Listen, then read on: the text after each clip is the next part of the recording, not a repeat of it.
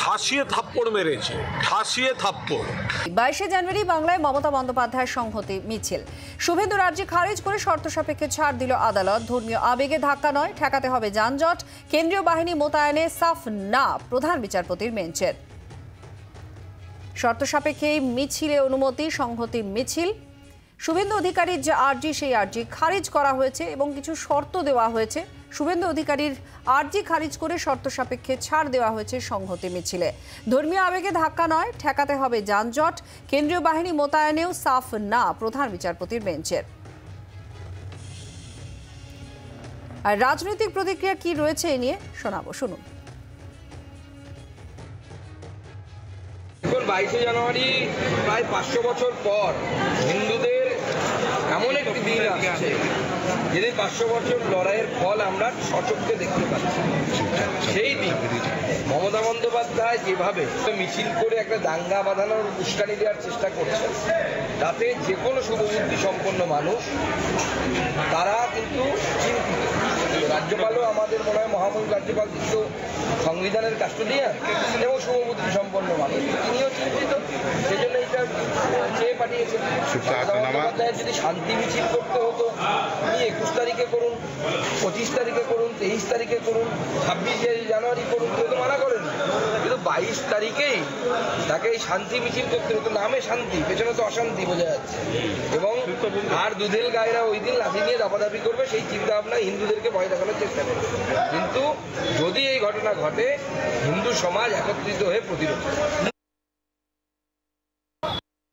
মমতা বন্দ্যোপাধ্যায় 23শে জানুয়ারি 26শে জানুয়ারির ঐতিহাসিক তাৎপর্যের সঙ্গে সামঞ্জস্য রেখে দেশের অন্তরাত্মার ডাকে সাড়া দিয়ে সংহতি মিছিলে ডাক দিয়েছেন 22শে জানুয়ারি। যারা সংহতি চায় না, সম্প্রীতি চায় না, ঐক্য চায় না, সেই বিভেদকামী বিজেপি আর এই তার বিরোধী দলনেতা এবং অন্যান্য নেতৃবৃন্দ, তারা কোর্টে গেছিলেন আটকাতে। কোর্ট একটা ঠাসিয়ে থাপ্পড় মেরেছে, ঠাসিয়ে থাপ্পড়, যে এই সমস্ত রাজনীতি এখানে হয় না।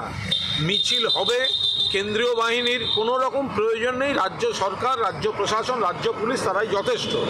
কোর্ট বিজেপিকে বলে দিল যে কোনো অবস্থায় তাদের এই অন্যায় দাবি, জনবিরোধী দাবি, সেগুলো বরদাস্ত করা হবে না। মাননীয় মুখ্যমন্ত্রী বা বিরোধী দলনেতার এই তরজাটা বাংলার মানুষ দেখতে দেখতে ক্লান্ত হয়ে গেছে। রাম মন্দির উদ্বোধনের দিনে উনি সংহতি যাত্রা করবেন, এটা দিয়ে রাম মন্দিরের ইস্যুকেই তো প্রাধান্য দেওয়া হচ্ছে এবং সংহতি যাত্রার মধ্যে দিয়ে আবার তাকে আটকানোর জন্য শুভেন্দুবাবু আদালতে চলে গেলেন। এগুলো থেকে পরিষ্কার বোঝা যায় যে ইস্যুকে বাদ দিয়ে নন ইস্যুকে, এটা কি রাষ্ট্রের কাজ? এটা কি একটা রাজ্যের কাজ বা কেন্দ্রীয় সরকারের কাজ বা বিরোধী দলনেতার কাজ? কারণ মিছিল আটকানো, আসলে এরা কার্যত দুজনের ইস্যুগুলোকে প্রাসঙ্গিক হচ্ছে, প্রতিযোগিতামূলক ধর্মীয় মৌলবাদের সৃষ্টিকর্তা এরা। কি প্রয়োজন আছে আদালতে কি একটা মিছিল আটকানোর, বা ওনারই কি প্রয়োজন আছে মিছিল করার? আসলে এই নন ইস্যুগুলোকে ইস্যু বানানো, রুজি রোজগার, বাসস্থানের কথা নেই, দুর্নীতির কথা নেই, তাই নিয়ে বিধানসভায় আলোচনা হবে না। শুধুমাত্র এগুলো করুন আর মানুষকে বিভ্রান্ত করুন, আর মানুষ জেগে থাক এই নিয়ে, মত্ত থাক এই নিয়ে, মানুষ ভুলে যাক। এটাই হচ্ছে এই দুটো দল, বিজেপি এবং তৃণমূলের প্রধান কাজ। প্রথম থেকে বলেছি ওটা সংহতি নয়, কারণ মন্দিরকে কেন্দ্র করে রাজনীতি করতে চেয়েছে আরএসএস। ওরা মন্দির তোলার কথা বলছে, রাম মন্দিরে জগন্নাথ মন্দির বলছে, তাও যখন হয়নি তাহলে এটাকে বলে কম্পিটিটিভ কমিউনালিজম। এটা আরএসএস এর এজেন্ডা, সেই জন্যই এই ধরনের কর্মসূচি নেওয়া হয়েছে। তাহলে এতদিন তো ঘোষণা করেননি, যেহেতু কিছুতেই বাংলায় মন্দির নিয়ে হাওয়া তুলতে পারছে না বিজেপি, মমতা বাজারে নেমেছেন। তো কোর্টের ব্যাপার আর তাদের ব্যাপারে আমি বলছি মিছিলটা ডাকা হলো কেন? সেই যেই ডাকুক, কারণ মন্দিরটাকে কেন্দ্র করে এখানে যে উস্কানিমূলক বক্তব্য বিজেপি রেখেছে, তারপরেও বাংলার মানুষ ওটাকে ফুৎকারে উড়িয়ে দিয়েছেন। এখন বাজারে কিছু লোক নামছে যাতে এইভাবেই কম্পিটিশন করে কন্ট্রোভার্সিয়াল ইস্যুসগুলোকে, যেমন কোনো সিনেমা রিলিজ হলে দেখবে কন্ট্রোভার্সি তৈরি করা হয় তবে পপুলার হয়ে যায়, ওইভাবে এটাকেও রাম মন্দির রিলিজ করার জন্য এরকম কন্ট্রোভার্সি তৈরি করা হচ্ছে। রাম মন্দিরকে নিয়ে বিজেপি যে ধরনের ভোটের 2024-এর ভোটকে তারা নিজের কাছে কনফিডেন্সে নেওয়ার চেষ্টা করছে, ঠিক একইভাবে রাম মন্দিরকে দেখিও তৃণমূল কংগ্রেস ভোট একটা অংশের ভোটকে নিজের কনফিডেন্সে আনার চেষ্টা করছে।